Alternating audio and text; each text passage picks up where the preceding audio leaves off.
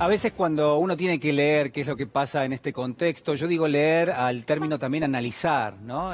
Todas las capas que existen y las lecturas y los matices que son totalmente necesarios justamente en este escenario, uno podría sintetizarlo en dos matices fundamentales. El primero, el que establece que seguramente la pandemia va a cambiarlo todo.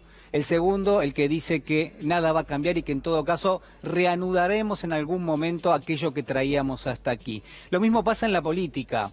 Y en la política quizás la visión, aquella que nos generaba cierta expectativa, incluso postulada por el presidente Alberto Fernández en el arranque de su mandato, era tratar de solventar las diferencias entre un oficialismo o un nuevo oficialismo que tenía por delante la titánica tarea de menguar un poco el sufrimiento de amplios sectores de la sociedad y una oposición, también flamante oposición, ex gobierno, que lo que seguramente iba a buscar era ocupar un rol, ocupar un lugar preponderante, por supuesto que sí, porque a todas luces la agenda que tenía por delante el gobierno del Frente de Todos era realmente muy ambiciosa. Bueno, uno podría pensar que se cumplió lo segundo, que se cumplió la idea de que vamos a tener hacia adelante prácticamente más de lo mismo. ¿Y sabe por qué se lo digo? Porque la grieta está más vigente que nunca. Hay que echar una mano y en todo caso también una mirada, si usted quiere, a lo que ha sido el desarrollo de la oposición política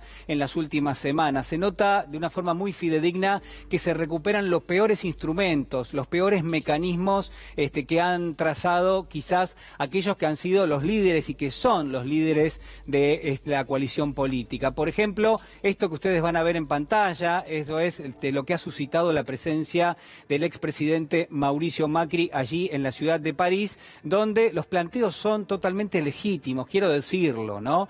Hay planteos que referencian a lo que ha pasado en la Argentina. Hay una raigambre, hay una ligación muy fuerte entre lo que se le plantea al expresidente Macri, por ejemplo, en este caso en la ciudad de París, y lo que ha sido parte de su mandato. No se puede divorciar una cosa de la otra. Ahora, si usted lo piensa conmigo, recuerda que en algún momento el gobierno de Cambiemos proponía todo lo contrario. Proponía que quizás la grieta no tenía que tener lugar, proponía que íbamos todos a una especie de gran plataforma o de acuerdo común donde se iban a solventar las grandes diferencias desde los puntos de vista necesarios sí o sí en la discusión para trazar una política de gobierno. ¿Qué pasó con eso?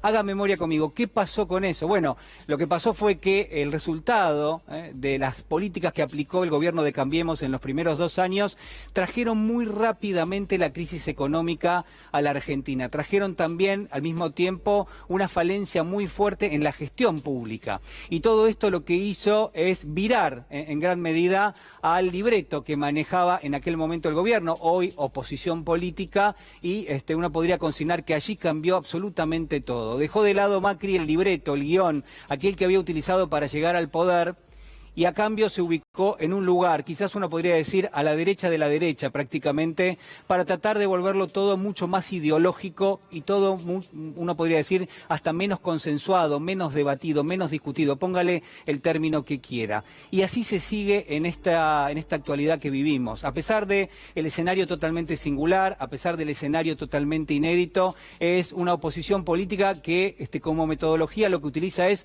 oponerse a todo.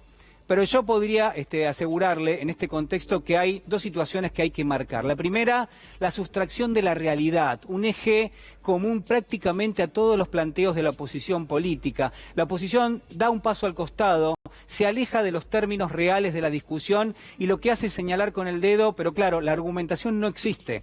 La argumentación es solamente una especie de axioma que referencia a algo de carácter ideológico que no tiene una ligación muy fuerte con lo que se discute en la realidad. Y si no, mire, por ejemplo, este destacado que tenemos, a propósito de lo que ha sido la intervención pública del senador Esteban Bullrich, senador por Juntos por el Cambio, que critica todo, pero sin ningún fundamento. Critica, por ejemplo, la extensión de la cuarentena, critica en todo caso también a aquellos que le están marcando al expresidente Macri, que viaja prácticamente poniendo en peligro en gran medida la situación sanitaria, que de alguna manera es un mal ejemplo en términos de la política. Lo que dice Bullrich es, miren, hay que en todo caso revisar lo que hace el gobierno argentino, tiene definiciones realmente alarmantes, dice la extensión de la cuarentena me genera frustración.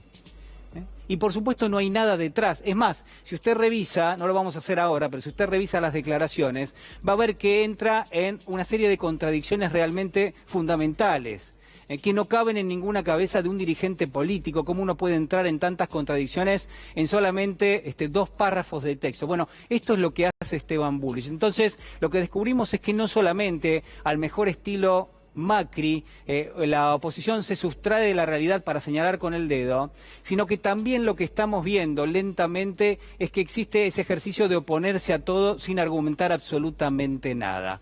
Lo hemos visto en el caso de Esteban Bullrich, pero uno puede repasar a cualquiera de los referentes de la oposición. Por ejemplo, para agregarle uno más, pero hay muchísimos, quiero consignar lo que ha sido las últimas intervenciones, por ejemplo, de Alfredo Cornejo, el titular del radicalismo. Alfredo Cornejo: la reforma judicial solo busca impunidad.